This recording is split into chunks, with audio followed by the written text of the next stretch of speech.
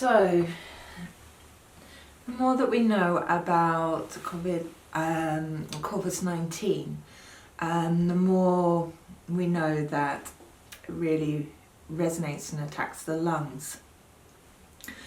And there seems to be problems when, with the lungs in disharmony, it causes excess moisture to accumulate in the lungs in form of mucus.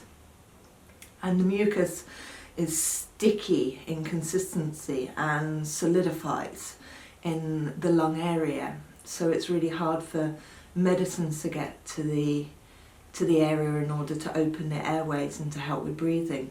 But also it's really hard to then strengthen the lungs and to regulate the lung energy. So the lung energy has a natural movement of a downward movement in health. So when it's disrupted, there are signs of coughing, and the energy goes upwards or gets contained more within the lungs itself. So one of the main things that we can do is really strengthen the immune system, yes, so that you lessen the symptoms, strengthen the entire body, rest well, so that you strengthen the entire self, so that you're better equipped to deal with such an extreme pathogen entering. But the other things that you can do is help create movement and stop the solidifying of the mucus on the lungs. So lots of self-massage on the lungs, really palpating the lung meridian, which I'll show you in a bit on Conrad where that is. And just really help the function of the lungs, the function of the downward movement of the lungs, to keep that regulated and the lung energy strong, so that it has the ability to really help resolve any excess mucus, or the mucus as far as possible anyway. So how do you lessen mucus? Well, to keep the lung function as regulated and as strong as possible, but also things like keeping the lungs moist, but not so moist that it's going to become sticky and damp. So the lungs are likened to a rainforest canopy. So it likes a kind of misting of moisture, but it doesn't like a lot of moisture. But it also doesn't like dryness. So if you feel that you're getting the virus, or any respiratory virus at all, not just the COVID-19, then sipping on warm fluids can really help stop the solidification of the mucus. So just regularly intakes of water, just to kind of keep those lungs moistened and to keep your moisture levels up. There are certain foods which really resonate with the lungs, such as pears. They can really help moisten the lungs and help just keep them with that kind of light mist. Walnuts are really good at resolving phlegm and mucus. So you'll taste a walnut and it has that kind of drying feeling, that astringent kind of feeling on your tongue. And it does the same in the body. It really helps resolve the phlegm in that way. So within my medicine, within Chinese medicine, there are foods which have a certain affinity with different parts of the body. They take different routes and they have different actions on the body. So there are foods which I will put up which will really help strengthen your body as a whole. There'll be some which really help resolve phlegm and mucus in the lungs, and some that really strengthen the lungs. And I'll put them all on for you so that you're equipped in caring for whoever it is that's sick in your family or in your friends or in your community. So what I would tend to do is get into a regular pattern of self-massage. So there is a point here in between the thumb and the index finger on the dorsal aspect of the hand. And it's a nice big web in there, nice and squishy, and it doesn't really matter whereabouts you palpate it. It has a slightly different action depending on where you are, but it is a really big energetic point. So wherever you are, you're going to be able to access what you need with it. It's a point which helps release the exterior, which means that it helps stop a pathogen getting such a hold in the body, and helps lower a temperature or a fever, so it takes heat, excess heat out of the body.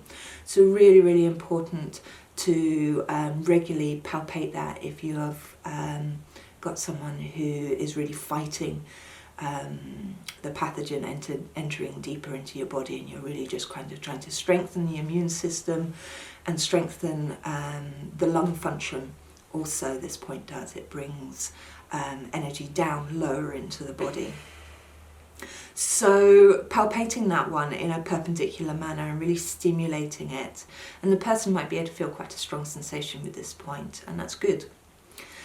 And the lung meridian starts here on the thumbnail, and it comes along here, and it comes up in this lateral aspect of the forearm, comes along the lateral aspect of the upper arm, and onto the chest in this deltoid pectoral triangle, where there are two main points, lung 1 and lung 2, which are going to be really, really important to massage and stimulate.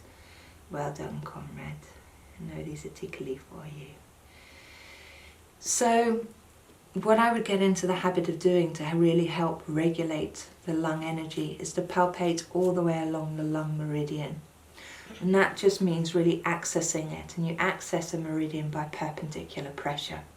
So wherever you're putting pressure at a 90 degrees angle on the body, you're going to be accessing the meridian and really just stimulating the whole area. So these points here in the deltoid pectoral triangle are lung 1 and lung 2, and they're going to really help strengthen the lungs. So the meridian runs bilaterally, so you'd be doing this on both sides. And Conrad is notoriously ticklish. And just palpating all the way up. So there's really important lung points in the elbow, and just really stimulating them, tapping them, pressing them. Really just getting them active, both sides, and you can do it both sides at the same time. So large intestine 4 in here, so not part of the lung channel, but very closely related to it. And then the lung meridians here, and palpating up, really important point at the wrist. Nice perpendicular pressure, massaging. Really important points along here, lung 6, lung 5, going all the way up to lung 1 and lung 2. And if you've got a ticklish person, just try and just get them to relax. And just massaging. And then just tapping. That's probably less ticklish, the tapping, Connie. And rubbing like that. And you can get them to do it. Connie, do you want to do it if it's tickly for you? Just rubbing your chest. I'm not really good at that. It's fine. Try. Just tap. So just tapping the lungs.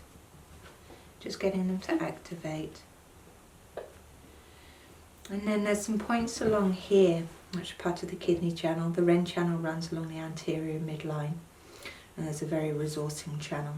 But also just laterally to this midline, in between the rib spaces, are kidney points. And these kidney points not only strengthen the kidney energy, which I've talked about in previous clips, but they're really calming for the spirit, really calming for the heart at these times, and help strengthen the energy underneath, which is your lung energy and your heart energy.